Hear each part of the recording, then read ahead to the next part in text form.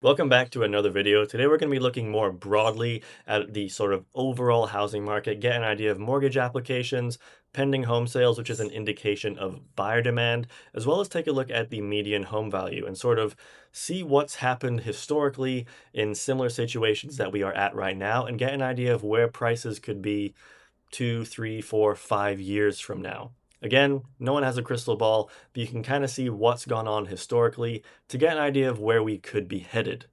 If you like this video, subscribe for more, and let's get straight into it. So this is mortgage applications overlaid with the 30-year fixed mortgage rate, which at the time I'm recording is 6%. It did briefly dip to 5.99, but right now it's at 6.04. Now, my personal opinion is you're probably going to see some choppiness with mortgage rates.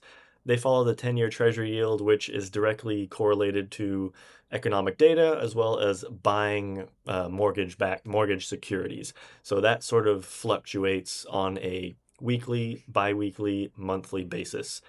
Now, if we get bad economic data, you're probably going to see mortgage rates decline. Good economic data, mortgage rates will likely go up. I'll do a separate video on that.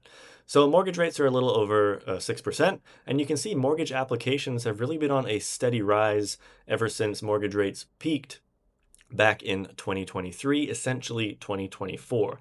And you can see that correlation very clearly. Mortgage rates peaked around 7.5, I believe on some databases they almost got to 8%. But mortgage applications have been on a steady rise, and more so recently, a slightly sharper rise. I'll zoom in a little bit here. A slightly sharper rise as mortgage rates really got almost to 6%. You can see in September, applications skyrocketed when mortgage rates got to 6.2. And more recently, we got another spike in applications as at the time I'm recording, which is January 12th, or sorry, at the time of the recent data that was uploaded, January 12th, you can see mortgage applications peaked as mortgage rates basically hit 6%. Now, back here is where we had historically low mortgage applications, and I love to see this increasing because that tells me that more buyers are likely entering the market. Again, applications don't necessarily lead to immediate pending home sales increasing, don't necessarily lead to immediately writing an offer. A lot of people like to apply for a mortgage, see what they can afford, and then maybe they jump into the market 30, 60, or 90 days after receiving their pre-approval letter. Usually, people either look at homes for a week, realize, okay, now it's time to apply, or they apply for a mortgage and then start looking at homes. Both scenarios are, I would say, pretty 50-50. So this is good news for the housing market.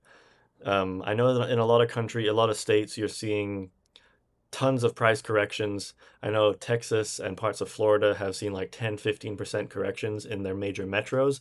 And same in California, you're seeing Los Angeles hasn't really done much since 2022 after that 10 to 15% correction. Where I live in Orange County, California, demand has really been pretty substantial. It has outperformed most counties in California, and you are seeing some homes getting multiple offers, but inventory has been on a steady rise. And we're almost getting back to the pre-pandemic levels, but we're still below the historical average amount of homes. And that is really the case for all of California. But in Texas and Florida, they are past their pre-pandemic levels. And that is why you're seeing large price corrections in those areas. So even though we have buyer demand increasing, and that is obvious with mortgage applications, we can look at pending home sales right now. But even if we have buyer demand increasing, it doesn't necessarily mean that prices are going to go up. You need demand to outpace supply in order to get appreciation. And in some places that is happening, like where I live, but in other places, supply is outpacing demand, and that leads to price corrections. So we can take a look at existing home sales, which again is an indication of buyer demand. And you can see when mortgage rates were at 2.5%, 3%, pending home sales hit record high or hit near record highs, similar to the peak right before the financial crisis happened.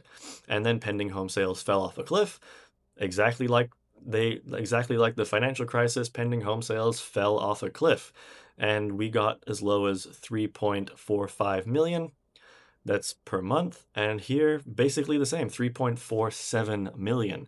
So demand pending home sales hit the exact same levels as post financial crisis. And I'll pull up a chart for the median home value so we can kind of get an idea of timing on when this all happened. But to tell you what happened, basically, when pending sales hit this level during the financial crisis, that is exactly when median home values started to increase. And you can see pending home sales also started to go up, and that caused the most insane appreciation for real estate that we've ever seen. Even though we have not hit those levels of the financial crisis for pending home sales for buyer demand, we still saw a huge decline in number of people that are willing to purchase a home. And now this has been on a pretty good increase. You can see we bottomed in 2024 and it's kind of gone up ever since then, 3.47 million, and now we're at 4.35 million. So almost a million more people have entered the market. I do believe this will continually have a steady increase in 2026 as mortgage rates have dropped to their 3-year lows around 6%. If rates can get into the fives, mid fives, 5.5, I think you're going to see mortgage applications increase even more because they're already up 13% year over year. And that will 100% correlate to pending home sales or buyer demand also increasing. Okay, so I want to look at the median home value of existing homes because this will give us an idea of if we're at a sort of similar stage right now. I'm going to go January 1st and I'll pull up the exact same chart on the other one as well for pending home sales. So I have, what year is this? This is July 2001. So we can see during the financial crisis, home values peaked in 2007 and they continued dropping all the way into 2009 and sort of had a steady rise sort of middle to end of 2010. And when we look at pending home sales, I'll pull up pending home sales here. When we look at pending home sales, you can see that pending home sales peaked in 2005 and home values peaked in 2007. So as pending home sales started to decline, we saw prices declining as well. And pending home sales bottomed, so that means when were the fewest amount of buyers entering the market, getting under contract? That was middle of 2010. And prices declined. They bottomed in 2009, but basically did nothing until 2010. Right here, they had another dip down where the median home value was $219,000. The absolute low, according to this, was $208,000. And in 2010, about a year later, they started rising year over year for quite a while up until 2017, and then a little sort of price correction, chopping sideways. 2020, they went all the way back up. 2022, the overall median home value peaked around 442,000, and they've been declining for really the last 3 years. Now, what do pending home sales tell us? Pending home sales, we see that right sort of near where pending home sales bottomed is when home values also bottomed, and as pending home sales starting to increase, median home value started to increase. And you can see even here we had a slight decline in pending home sales leading up to the COVID issue. And exactly around this same period of time, we had pending home sales chopping sideways and declining a little bit. And then we all know what happened, 2.5% interest rates, prices skyrocket into 2022. And that's what we see here. Demand plummeted when the world shut down, and then boom, demand skyrocketed, prices skyrocket for 2 or 3 years. And in 2021, when the Fed started raising interest rates, demand started declining. Fewer and fewer people were getting into the market pretty drastically. And you can see, when did this peak? Here, January 2022. What is this here?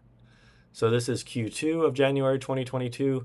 Prices basically peaked beginning to end of 2022. So the exact same year that existing home sales peaked, so did median home values. And that has been declining ever since then until it bottomed. Again, similar levels that we saw during the financial crisis. We have 3.47 million as well as 3.45 million right here.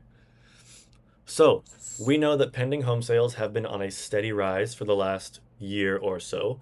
And what happened during the financial crisis, once we saw pending home sales rising for a solid year, that is exactly when prices started increasing. You can see pending home sales bottomed in 2010, and prices bottomed in 2009 and started rising into 2010. Now, what is the point in this video? The point in this video is that there are a lot of narratives right now discussing a housing crash and how it is imminent. Channels have been talking about it for the last 5 years.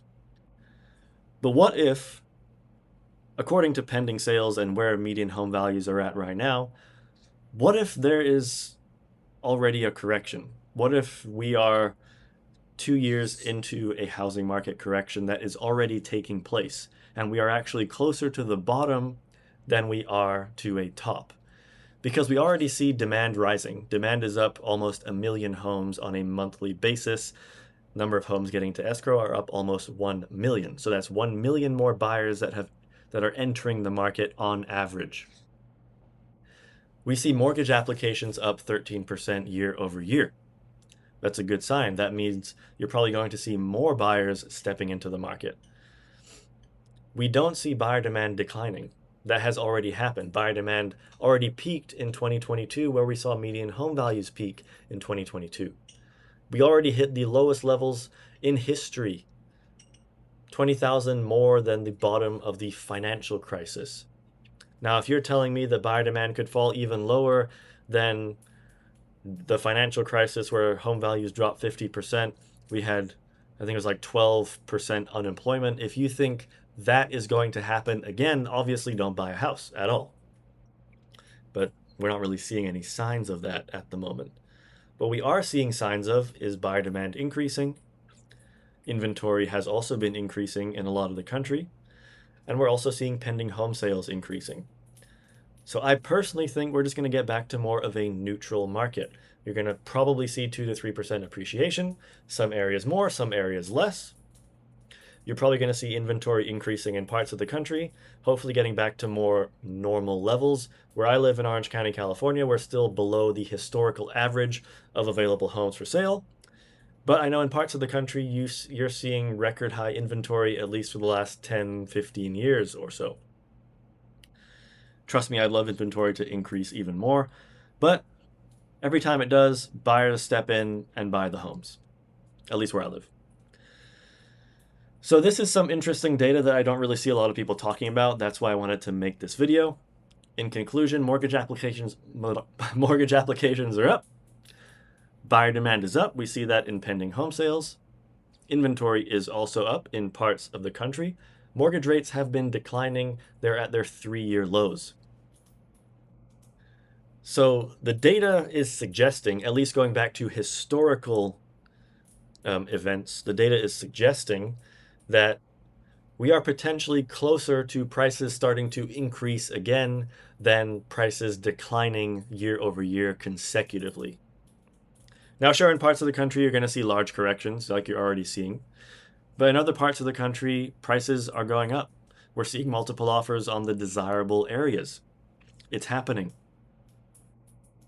So that's it for the video. Bit of a longer one. But let me know your thoughts in the comments. If you're looking for an agent in Orange County, reach out. My website is in the description below. You can contact me. There's a free mortgage calculator. You can browse for homes, get your home valuation as well. Subscribe for more if you like this video. I'll see you next time.